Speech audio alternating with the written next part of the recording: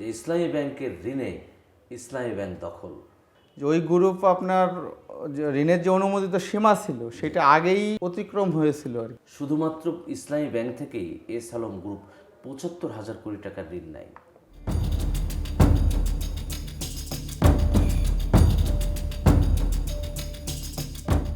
প্রিয় দর্শক, দৈনিক আমাদের সময়ের নিয়মিত আয়োজন হার্ড নিউজ অনুষ্ঠানে আমি আপনাদের সঙ্গে আছি মঈন বকুল। আর আজকে আমাদের স্টুডিওতে উপস্থিত হয়েছেন দৈনিক আমাদের সময়ের সিনিয়র রিপোর্টার জিয়াদুল ইসলাম।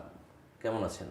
জি আলহামদুলিল্লাহ ভালো জিয়াদুল আছি। ইসলাম, জি আপনার আজকের পত্রিকায় একটি খুবই গুরুত্বপূর্ণ একটি ইস্যু নিয়ে আপনি আজকে নিউজ করেছেন যে ইসলামী ব্যাংকের ঋণে ইসলামী ব্যাংক দখল।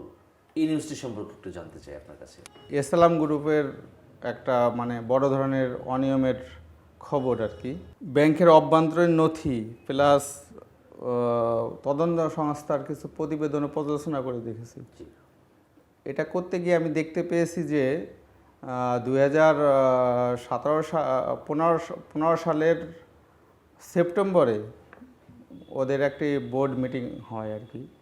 ওই বোর্ড মিটিংয়ে আপনার প্রায় 1750 কোটি টাকা ঋণ অনুমোদন করা হয়। কোনো গ্রুপ যে ঋণটা নেয় ওর একটা সীমা থাকে।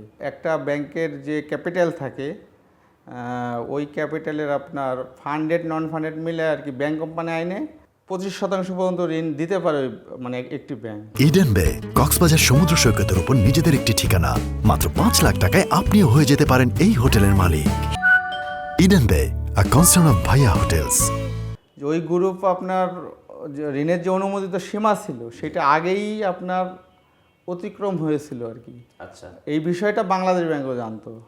জানার পরেও তারপরে হ্যাঁ, জানার পরেও আপনার ওই বোর্ড মিটিংয়ে আর কি আপনার এটা ওই তৎকালীন যে পর্ষদ জি, ব্যবস্থাপনা কর্তৃপক্ষ তারা এটা আপনার বোর্ডে উপস্থাপন করে এবং তড়িঘড়ি করে এটা অনুমোদন করা হয়। জিয়াদুল আসলে কত টাকা ঋণ নিয়েছিল? 15 সালে তো এটা আপনার অনিয়ম করে আপনার 1750 কোটি টাকা বের করে নেয়। যে একক গ্রাহক সীমা যে লঙ্ঘন হয় এই কারণে একই গ্রুপভুক্ত প্রতিষ্ঠান হলেও ওই প্রতিষ্ঠানগুলোকে আপনার আলাদা আলাদা হিসেবে দেখিয়ে পর্ষদে মেমো উপস্থাপন করা হয়। 3টি মেমো উপস্থাপন করা হয় যাতে এখানে আর কি সহজে এটা আর কি অনুমোদন দেওয়া সম্ভব হয়। শাখা থেকে যখন প্রস্তাবটা আপনার প্রধান কার্যালয়ে পাঠানো হয় তখন ইসলামী ব্যাংকগুলোর ক্ষেত্রে এটাকে বিনিয়োগ বিভাগ বলে। বিনিয়োগ বিভাগ তখন একটা পর্যবেক্ষণ দেয়। পর্যবেক্ষণ দিয়ে ওটা আবার আইন বিভাগের মতামতের জন্য পাঠানো হয়। যেহেতু একই গ্রুপভুক্ত প্রতিষ্ঠান তখন আইন বিভাগ আপনার মোটা দাগে অনেকগুলো পর্যবেক্ষণ দিয়েছিল। অবশ্যই বাংলাদেশ ব্যাংকের অনাপত্তি নিতে হবে, কারণ যেহেতু এখানে ব্যাংক কোম্পানি আইন লঙ্ঘন হচ্ছে। পরবর্তীতে আর বাংলাদেশ ব্যাংকের অনুমোদনের জন্য পাঠানো হয়নি। ইসলামী ব্যাংকে তখন আর কি একজন পর্যবেক্ষক ছিল বাংলাদেশ ব্যাংকের। ওই পর্যবেক্ষক ওই মিটিংয়ে উপস্থিত ছিল। ওনাকে আগেই এই ঋণের বিষয়ে কিছু জানানো হয়নি। ওনাকে না জানিয়ে ওই বোর্ড মিটিংয়ে আর কি ওনার মতামত দেওয়ার কথা বলা হয়েছিল। তখন উনি বলছিল যে যেহেতু এটা তো আগে থেকেই এরা সীমাতিরিক্ত ঋণ নিয়ে রেখেছে, আমি এইটা নিয়ে আর কি পর্যবেক্ষণ প্রতিবেদন তৈরি করে গভর্নরের কাছে উপস্থাপন করি। পর্ষদ থেকে ওই দিনই আপনার এই বিষয়টা নিয়ে গভর্নরের তখন তৎকালীন গভর্নর ছিল ডক্টর আতিউর রহমান। আতিউর রহমানের কাছে এইটা মানে ওরা পর্ষদ থেকে মানে ওনার বিরুদ্ধে আরও উল্টা নালিশ করা হয়। পর্যবেক্ষক প্রতিবেদন দিবে দেখে পরবর্তীতে ওই ইসলামী ব্যাংকের পর্যবেক্ষকের দায়িত্ব থেকে সরিয়ে কৃষি ব্যাংকে আপনার করা হয়, ট্রান্সফার করা হয়। ওই ব্যাংকে তো তখন বিদেশি অনেক শেয়ারধারী ছিল। 2014 সালে যখন আওয়ামী লীগ নতুন করে ক্ষমতায় আসে ইসলামী ব্যাংকের মালিকানা মূলত নেওয়ার জন্য তখন বলা হয়েছিল যে এখানে জঙ্গি অর্থায়ন হয়, মূলত জামাত মুক্ত করার একটা উদ্যোগ নেওয়া হয়েছিল। এই ব্যাংকের মালিকানা কাকে দেয়া হবে এইটা নিয়ে আর কি সরকারি পর্যায়ে আলোচনা শুরু হয়। এসএলএমের সাথে একটা হয় মানে সরকারের বোঝাপড়া হয়। 17 সালের 5 জানুয়ারি মূলত আনুষ্ঠানিকভাবে ওই ব্যাংকটা দখলে নেওয়া হয়েছিল। ব্যাংকের তৎকালীন এমডি পর্ষদের কাউরে তুলে নিয়ে আপনার জোর করে সই নেওয়া মালিকানা পরিবর্তন করে 15 সালে এই প্রক্রিয়াটা মূলত শুরু হয়। 3টে বেনামি প্রতিষ্ঠানের নামে শেয়ার কেনা হয়। এই যে বর্তমান প্রেক্ষাপটে যে খেলাপি ঋণ আমাদের বেড়েই যাচ্ছে দিন দিন, আমার কাছে মনে হয় যে এইটাও কিন্তু তার অন্যতম একটা কারণ। না অবশ্যই, আপনার কি মনে হয়? আজকেও আমি ব্যাংকের সাথে কথা বলেছি। তৎকালীনও পর্ষদে তখন উনি পরিচালক হিসেবে ছিলেন। বর্তমানে উনি ওই ব্যাংকেরই পরিচালক পদে আছেন এবং অডিট কমিটির চেয়ারম্যান।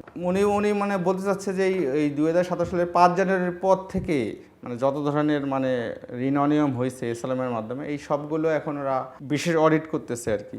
উনি আমাকে একটা তথ্য দিল যে এই পর্যন্ত এস আলম গ্রুপ আপনার নামে বেনামে প্রায় ৭৫,০০০ কোটি টাকার ঋণ ওই ব্যাংক থেকে বের করে নিয়েছে, শুধু ইসলামী ব্যাংক থেকে? শুধু ইসলামী ব্যাংক থেকে। সার্বিকভাবে আমরা যে তথ্যগুলো পেয়েছি এই পর্যন্ত প্রায় আপনার লক্ষাধিক কোটি টাকার বেশি হবে। ইসলাম তো প্রায় একে 60টা ব্যাংক দখলে নেয়। ব্যাংক থেকে যে ঋণ বের করছে অনিয়মের মাধ্যমে, এই টাকা দিয়েই বেনামি প্রতিষ্ঠানের নামে শেয়ার কিনে আপনার মূলত মানে শেয়ারের সংখ্যা বাড়াতে থাকে। বিএফএর একটা প্রতিবেদনে বলা হয়েছে যে ইসলামী ব্যাংকের প্রাতিষ্ঠানিক শেয়ার হলো আপনার প্রায় 74%। 74% শেয়ারের 35%-এর বেশি বেনামি। জিয়াদুল, আপনাকে ধন্যবাদ। আবারও নতুন কোনো টপিক নিয়ে আবারও আপনাকে আমরা ইনভাইট করব এবং আপনাকে অসংখ্য ধন্যবাদ। আপনাকে অনেক ধন্যবাদ। প্রিয় দর্শক, শুধুমাত্র ইসলামী ব্যাংক থেকেই এস আলম গ্রুপ ৭৫,০০০ কোটি টাকার ঋণ নেয়। সারা দেশের যতগুলো ব্যাংক আছে সবগুলো থেকে প্রায় লক্ষাধিক কোটি টাকার ঋণ নিয়েছে। একটি দেশ বেঁচে থাকে, দাঁড়িয়ে থাকে, তার স্তম্ভ হচ্ছে অর্থনীতি।